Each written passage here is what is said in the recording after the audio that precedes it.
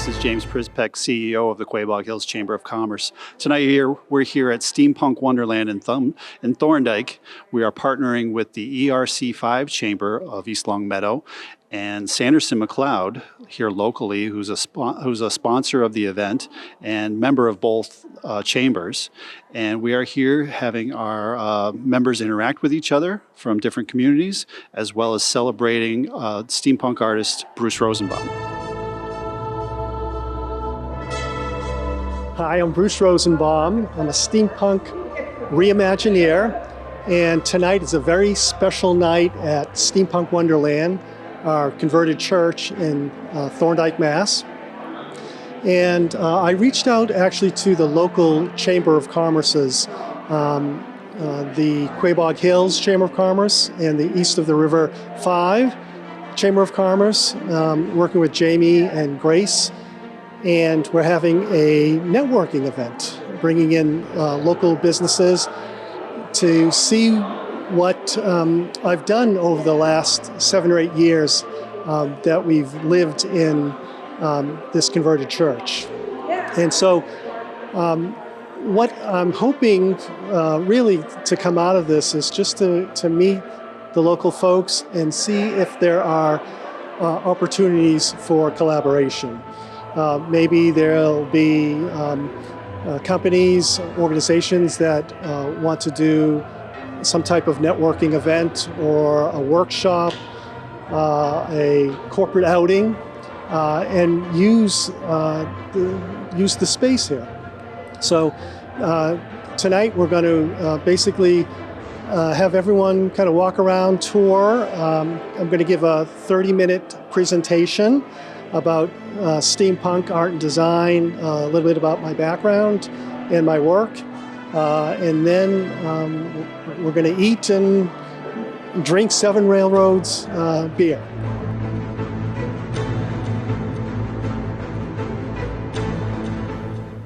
Hi, my name is Rachel Rosenblum, and I'm the owner of Seven Railroads Brewing Company located in Palmer at 1235 Park Street.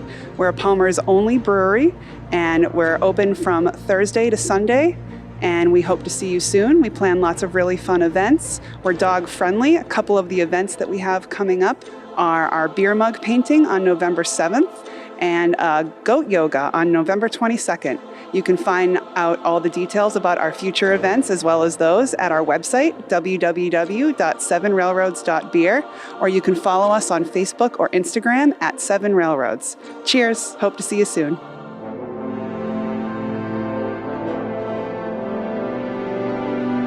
The Chamber had a great year. We're just finished up our fiscal year. We finished with a golf outing on October 3rd at Hardwick Crossing Country Club. We had 14 foursomes, which is a great celebration. We're having our annual meeting in 2 weeks. But feel free to check out all kinds of different events, whether it's networking events, how to join the Chamber, other business opportunities, how to workshop, seminars. A lot of them are free. Go right to our website, qhma.com, to learn more. Maroney's here from the ERC5 Chamber. Sanderson McLeod was responsible for helping bring us together so you guys all have the opportunity to network, but most importantly, we wanted to share this treasure here, right here in Thorndike. And without any further ado, again, thank you, Sanderson McLeod, for supporting this event and allowing all of us to attend at no charge. But without further ado, I do want to introduce our host. This is his what would you say, studio here, workshop downstairs, and also living quarters. Bruce Rosenbaum. Thank you. First of all, I don't want this to feel like school, so if people want to kind of fill in here, I don't bite, so well, thank you, everyone, for coming. This is our first real kind of function, party, event in the space. Patience, where's Patience? Patience is here. She's a neighbor. She actually came when Netflix did an original series called Amazing Interiors. It's still on. You can watch it. We were featured on episode 8, Steampunk Wonderland, and a few of the neighbors came, along with Patience and her son. and husband. So we've been living here, my wife and I have been living here for about 8 years. So you're seeing kind of the result of 8 years of love and passion in terms of what we've been able to do with this space.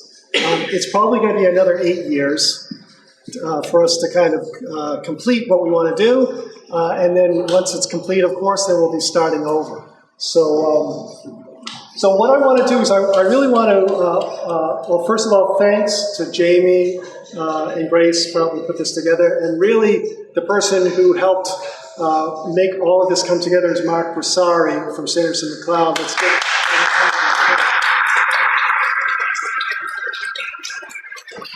Mark is a friend and he's also a client. We did a steampunk conference table at his company at Sanderson McLeod that we're very proud of.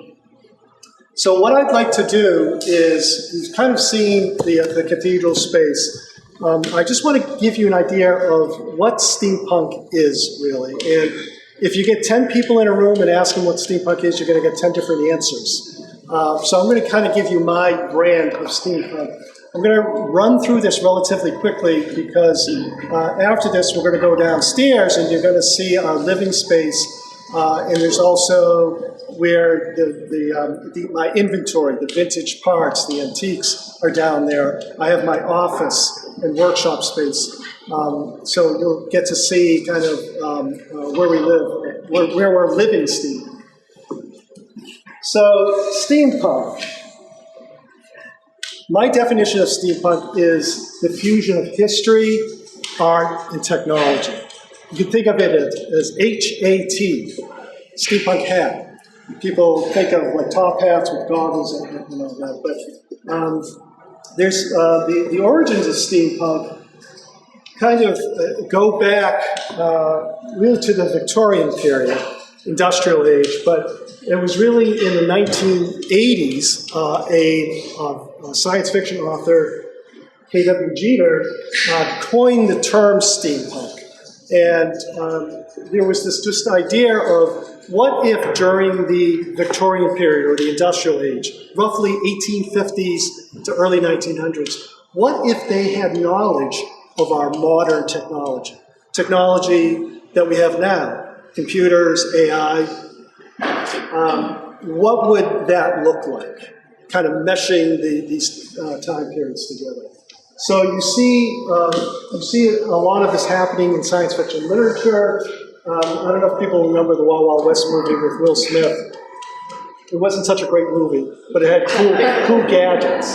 And then there's steampunk fashion. So you see a lot of women, like in Victorian gear with corsets, with all this the crazy gadgetry. In fact, if you Google steampunk, I don't know if anyone's ever done that, you'll see the fashion pop up first, because that's kind of what a lot of people related to. Does anyone recognize this guy? I've heard Conrad. William Conrad. Wild Wild West. What's that? Wild Wild West. Yeah, another one. This was the original Wild Wild West, before Will Smith's Wild Wild West. And so this came out in the 60s.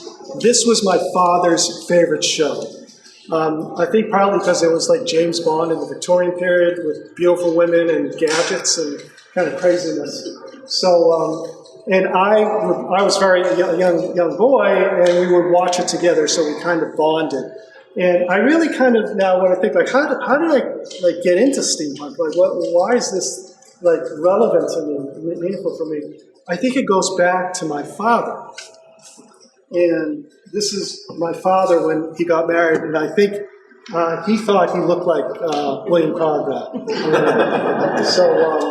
So I think this is kind of where I got things from.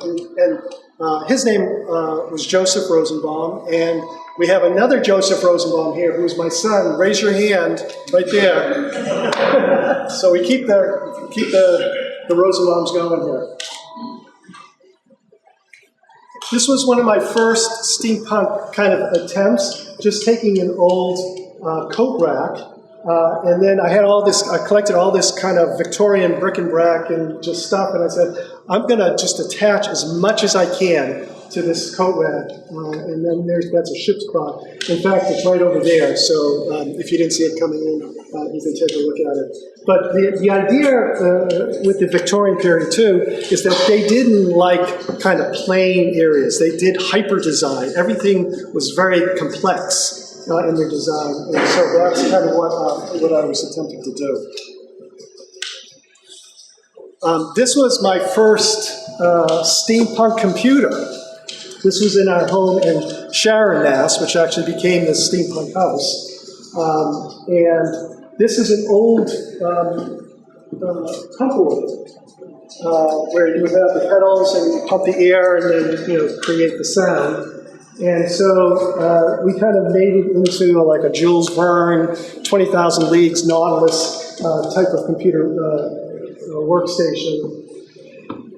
We've got the 3 monitors here. There's a keyboard that looks like it was made during the Victorian period. Edison signatories. One of my most favorite things was a Brownie camera, an old camera, accordion style, and we installed a webcam in that camera. So when I was Skyping, it was before Zoom, we were Skyping, and because the webcam was inside the camera's case, when you were kind of seeing me, I was like in this ethereal type of, it looked like I was talking from a different time zone or world. So it was really kind of a cool thing to do. And the fun story about this is that a lot of people loved this. They were taking pictures. They were sharing it on the internet. After a while, I don't know if it was Joseph or my other son Daniel. What's that? Yes, Daniel, my younger son, comes running up to me and says, Dad, you're not going to believe it. Your steampunk computer workstation has become a meme. And I was like, that is so cool. What is a meme? This was, I think, in the early 2000s. I said, show it to me. So they had a picture of my computer workstation, and underneath it was the saying, all technology should look this awesome. So I went from the crazy dad to the cool dad. And all their friends wanted to see what we were doing. So my wife and I bought this beautiful 1901 Victorian craftsman home in Sharon, Massachusetts. And when we moved in, it had this beautiful architectural aesthetic that we wanted to kind of keep everything within that appearance. And of course, we're like looking through the house and we see all this boring looking technology, right? So your computer workstation, home theater, kitchen appliances. And I was like, maybe what we can do is take this boring looking tech and kind of fuse it into these older objects. Because now you have the look and the feel, the quality, the craftsmanship, and the modern conveniences, the modern tech. So it was like the best of both worlds kind of coming together. So as we were doing this, people were coming in, taking pictures, sharing it on social media. All of a sudden it became the Steampunk House. And then it was in 2014, I get a call from the Wall Street Journal. And they're going, Bruce, we saw your house online. We love steampunk. Would you like to do a story? And I go, yeah, let's share it with the world. My background is in business and marketing branding. I was kind of the marketing guy, and then all of a sudden, now I'm sharing kind of this art and design side. And it ends up, and I just, like at the time, I didn't know, like, are they going to give me a couple paragraphs? Are they going to make fun of me? Like, here's this crazy mad scientist guy doing this fun stuff in his house. It ended up being a page and a half in the Wall Street Journal with color photos. The man who makes steampunk, they called me the steampunk guru.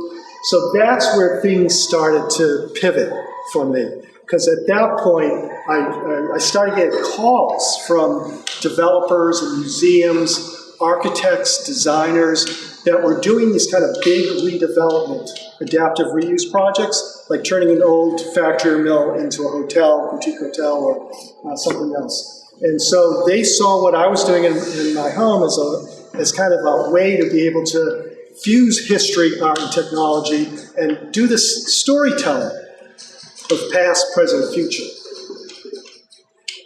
So this is actually right there. That is my H.G. Wells Hugh machine.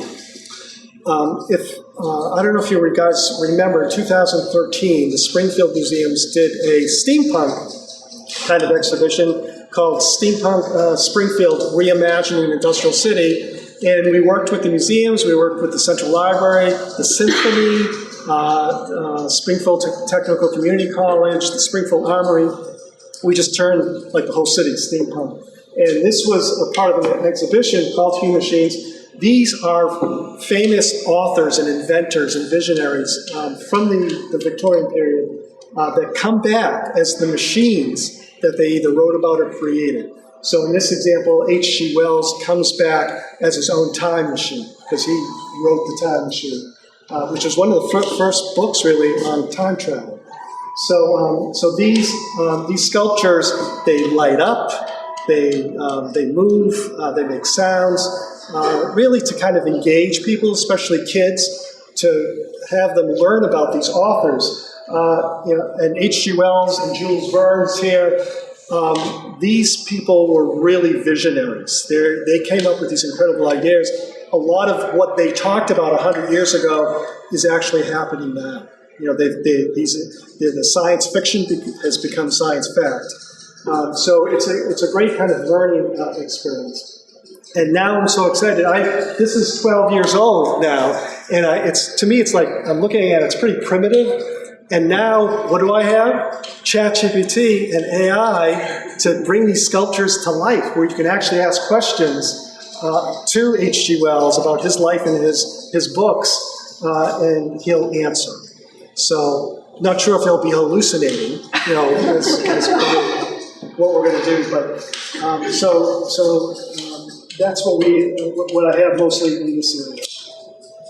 So let me just go through this quickly too. So normally when I work with a client and come up with these ideas, again, fusing history, art, and technology, I come up with a concept drawing. This was done for the Nantucket Hotel in Nantucket, Massachusetts. Of course, they have the connection to the whaling industry. So what did we want to do? A mechanical whale. And we wanted to do a whale that where you can actually see inside and you can see the workings of the whale and the movement and all that. That is actually a revised drawing. The first drawing looked more kind of mean, science fiction, kind of dangerous, but the client didn't, it was kind of like a family thing. They didn't want something so, like that. So she said, can you have the whale smile a little bit? So this is what we did. So we have a concept drawing, and then just like a normal design build, kind of working with designers and architects, we come up with CAD drawings. A lot of what we do moves and is engaging, so we want to make sure that everything is done properly from the start. So we do fabrication drawings to actually do the making. I use local fabricators. This is Salmon Studios. They're based in Florence, Massachusetts. It's mostly local. Sometimes I actually, if I have a client in, out west or Midwest, I'll use local fabricators where the project's located. And there he is. They named him Punky, which I'm not. Because of steampunk. I wasn't so happy about the name, but there he's there. This is actually a ship's binnacle, a compass, and you open the lid, and it's like a James Bond thing. You hit a button, and then the whale comes alive. And I think I've got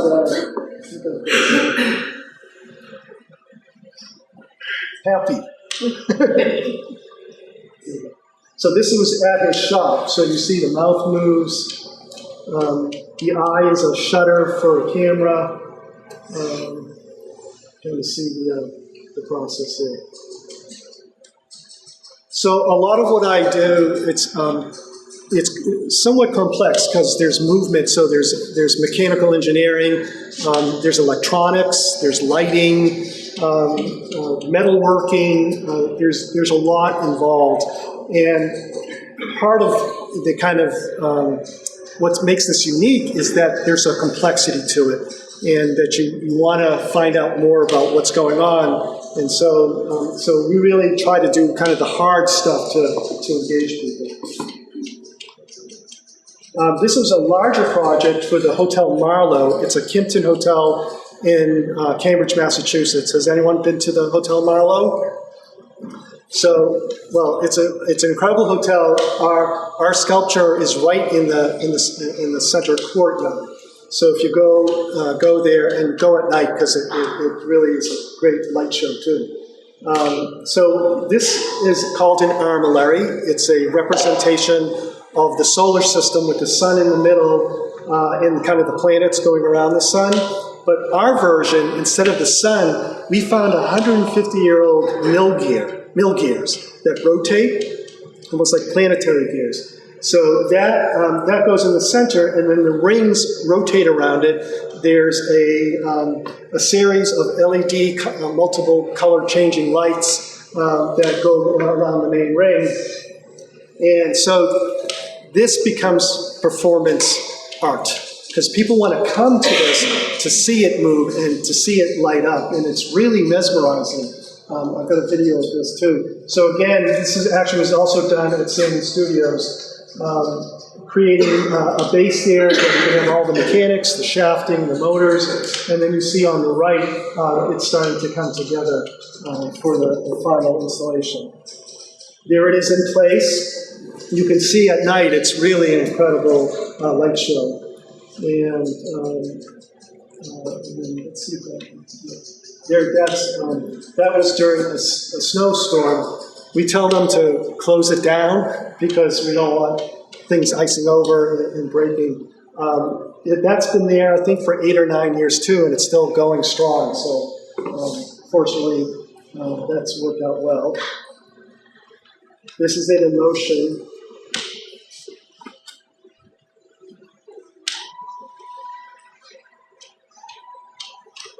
This bevel here, we only had one and we needed two, and we had a local foundry. We gave them the one that we had, and they made a second one so we could actually make the thing work.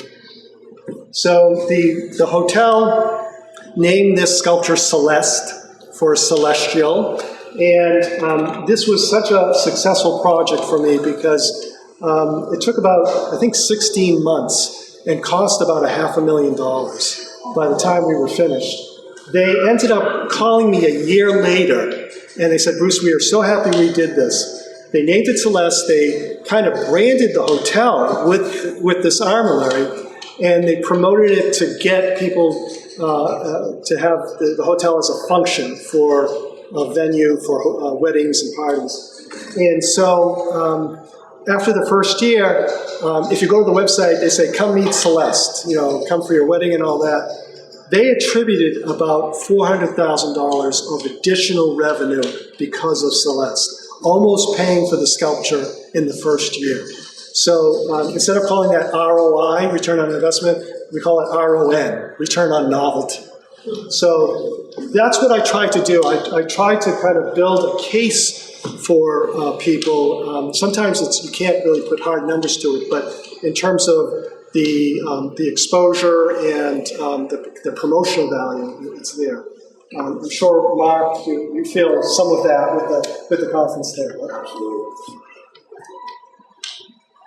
This was a smaller piece that we did for the same hotel. They wanted to do a warming branding steampunk sculpture.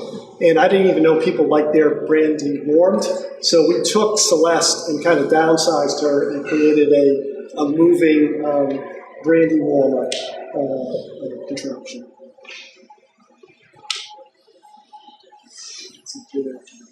We basically, the brandy and the goblet kind of rotates on this mechanism inside, and there's a sterno cup that heats it. And we worked with a bartender who gave us the perfect temperature that the brandy should be at.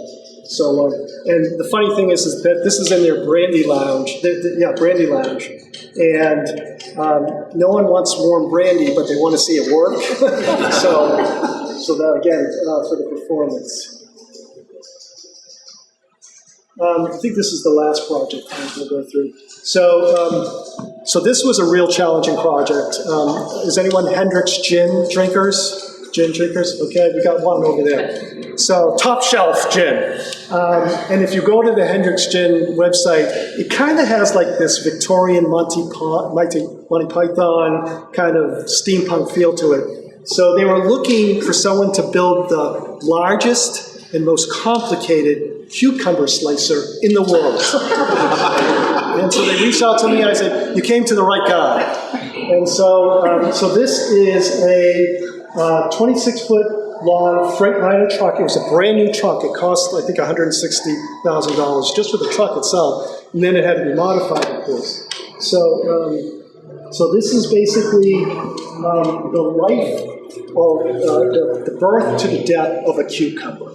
And if you know the drink, they fuse the drink with cucumber, and then a lot of their cocktails have the cucumber slices in it.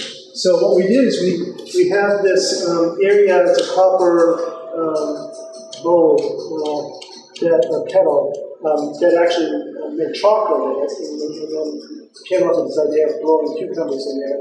And then you take the cucumbers, there would be a performer on this big little bite, and then this is gin stills and a tuba horn, and then you put the cucumber down the tuba horn, and then it does this kind of Rube Goldberg type of contraption where it's going up and down pulleys and conveyor belts, and then it delivers it here, and you see a slicer, a modified deli slicer, like the cut meat, and then you see the cucumber being sliced, and then it comes down and hits a food, hygienic belt, and then you put your glass underneath the belt, and then plop, the cucumber comes into the glass. So this traveled the country twice, went to about 80 cities, and it was so popular. If you Google Grand Garnisher, you'll see all of the incredible promotion that they got, TV shows and all this. So it really got a lot of attention. In fact, it got into a few accidents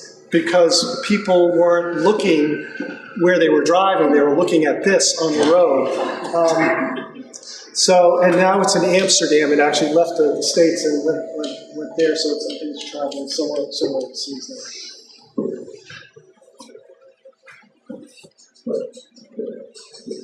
So it was launched in New York. So they kind of had like a carnival barker here, kind of announcing it. There were cucumbers. Actually, most of those cucumbers were fake because we couldn't like get it through the whole contraption and be clean. So it was kind of a magic act. As I was going to the deli slicer, it was the real ones that were fake. And look at that shot. Isn't that wonderful?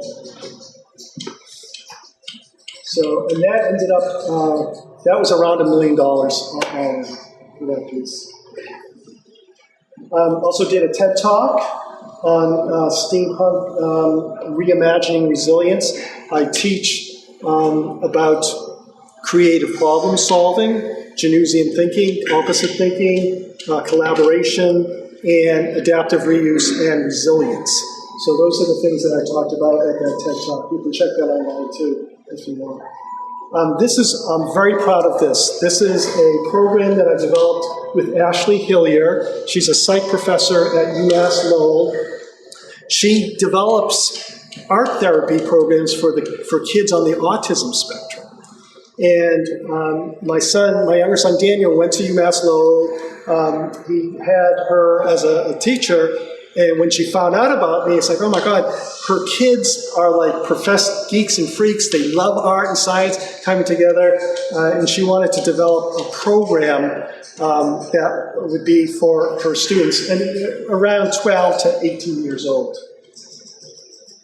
So we called it Steampunk Kinetics, Building Art into Science. And basically the idea was we were going to build like this Rube Goldberg rolling ball sculpture where they would work in teams They would build like a track or path for a steel ball to kind of go through, using repurposed parts and pieces, old doorknobs and all this different stuff. One would work on the electronics for triggering lights and sounds. Another one would work on the path of the track. Another one would do the painting. So they all kind of, like in real life, you have different skill sets and work with others. So kind of, it's like a tower house. So there's the attic all the way down to the basement. So the idea was that each team would have their own crate that they kind of had to go through, but then the teams had to work together, because when this ball was delivered to the bottom of this one, this team had to cut a hole to make sure that the ball would continue. So it was continuous all the way down. And then we have, on the left-hand side, we have an elevator chain to bring the ball up. So you see the ball there on the left? So the ball, it's a magnet on the chain, takes the steel ball and it delivers it to the top box, and you can see, and the kids did all of this. You know, they kind of created the track and all the pieces. Can't hear any sound, but there was sounds and lighting. Yay! So here are some of the kids. Now, let me tell you this. This was an incredible realization for me. Okay, I have all this fun doing these like really fantastical, functional art installations, but I realize that this goes much deeper. What I do goes much deeper than just having fun doing these art installations. This helps to improve people's lives. And so, I don't know if you know any kids with autism, but they have, there's difficulty in terms of, working with others. There's a lot of stress and anxiety when they're in teams, and they have difficulty kind of connecting. But with this workshop that we did, and this was over 9 weeks, at the end, they presented it to, there was a group of about 70 people, mostly family and friends. But none of them actually got up in front of an audience before and presented. They were so excited and so passionate about what they did. I'm telling you, the audience was literally crying. So was I. My wife was crying, because we just saw that all of a sudden we kind of made this connection where these kids really were passionate about something and wanted to talk about it. And one mother came up to me afterwards and said, "Bruce, I cannot thank you enough. My son, Andrew, normally doesn't like to go to these art therapy things. It's like she's got to drag him to these programs. He was dragging her to these programs because he really loved what he was doing. And then normally when he would come home from school or whatever, he wouldn't talk about what he did. He was kind of silent. After the Steampunk Kinetics workshop, he opened up and was really excited about what he did.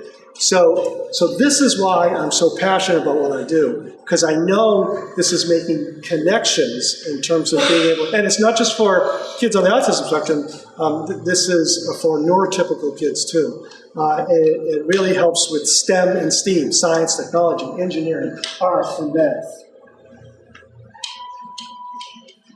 That was a quote from me.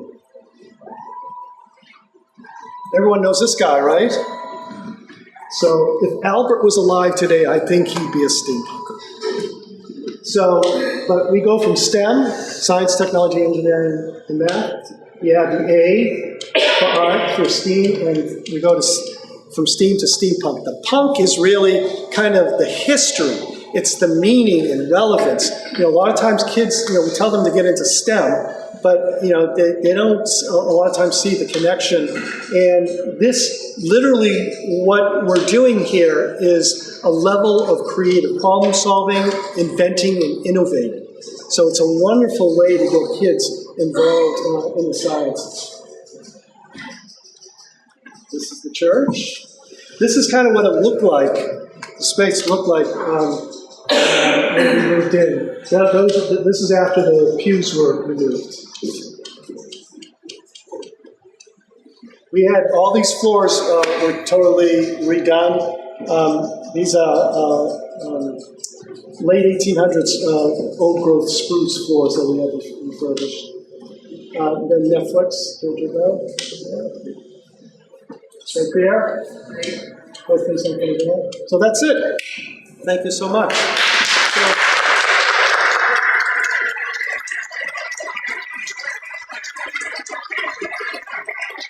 So what I'd like to do, so part of the reason that we put this on was to make these connections and to kind of give you a better understanding of what I do and what's here, what's available. So if you have any ideas on collaboration opportunities, working with students, working with others to be able to kind of bring more steampunk to Palmer and to the area, that would be great. So after this, we can go downstairs, and that's it's an area, that's where my wife and I live, and my office is there. We can kind of walk around. Before we do that, is there any questions at all here before we go downstairs? Anything at all? Okay. All right, so I must have, you have a question? Where do you get the crust from, the metal?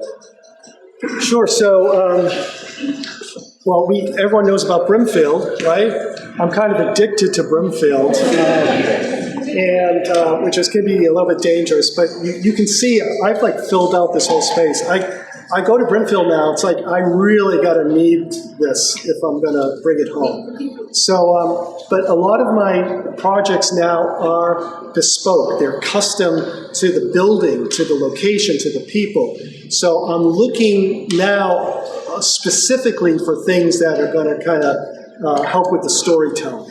So if I can't find it at Brimfield, I love eBay just because you can search, right? You have an item and forget about just finding one. I'm finding 20, all over the world.